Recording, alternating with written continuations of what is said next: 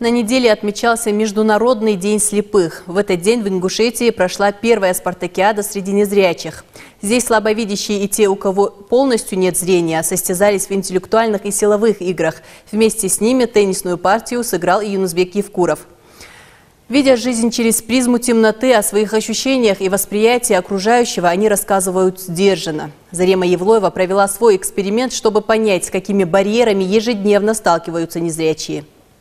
Снова день слепой, снова страдаю я, снова мечтаю, снова плачу.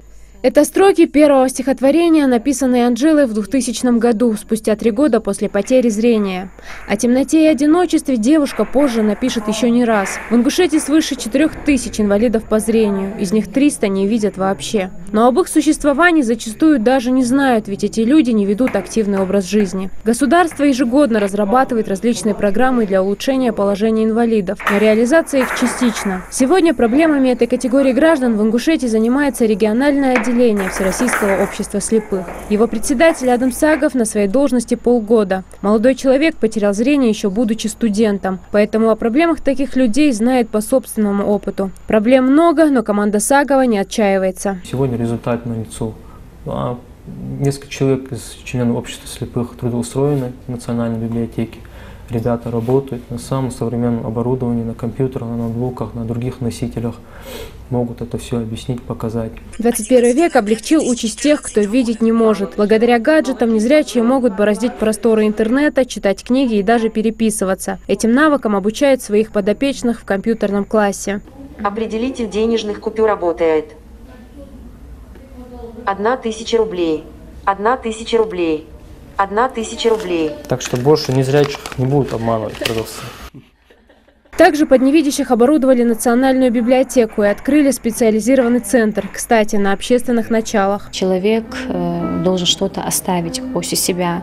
Я надеюсь, что после меня школу, которую я открыла с помощью других людей, с помощью добрых людей, с поддержки главы Республики Ингушетия, будет работать. К Международному дню слепых в Ингушетии впервые провели спартакиаду для учеников центра. Шахматы, шашки, армрестлинг и настольный теннис, только все это в не совсем обычном формате. Теннисный стол оборудован специальными рамками, препятствующими выпадению шарика. По правилам он не пролетает над доской, а катится под ней. Сами игроки ориентируются на звук, который издает шарик. Свою партию на равных условиях с незрячими здесь сыграл и Юнусбек Евкуров.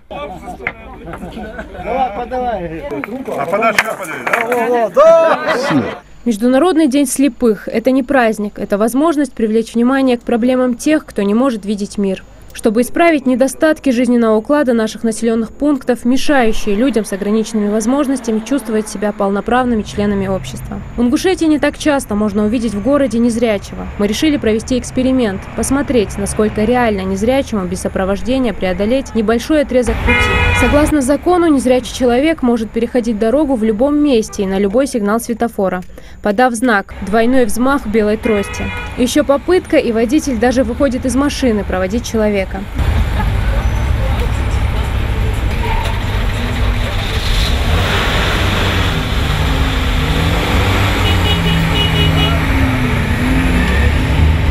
Дальше Исмаил должен пройти 150 метров с закрытыми глазами. Мы выбрали район больницы. Парень идет неуверенно, старается помочь себе тростью, слухом и интуицией. Прохожие реагируют по-разному. Кто-то проходит мимо, тем, кто заметил камеру, смешно, а кто-то предлагает свою помощь. С самого начала до самого конца пути я не открывал глаза.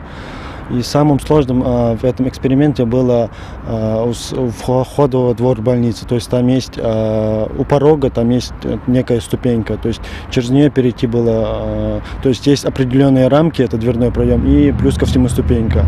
Вот этот момент был самым сложным. На самом деле наш доброволец не просто зрячий человек. Это бесстрашный спортсмен, который продвигает в Ингушетии паркур, прыгает с парашютом, и вся его деятельность связана с риском.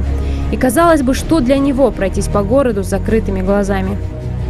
В любом направлении экстрима есть свои правила и свои инструкции в случае какого-нибудь непредвиденного, в случае непредвиденности. И то есть я в такой ситуации я знаю, как действовать, но это живой город, живые люди, то есть я не знаю, чего ожидать.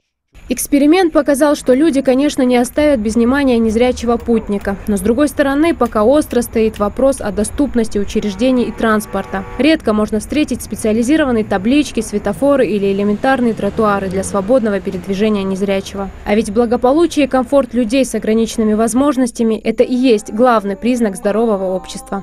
Зарема Ивлоева, Индира Манкиева, Муса Хамхоев. Итоги недели.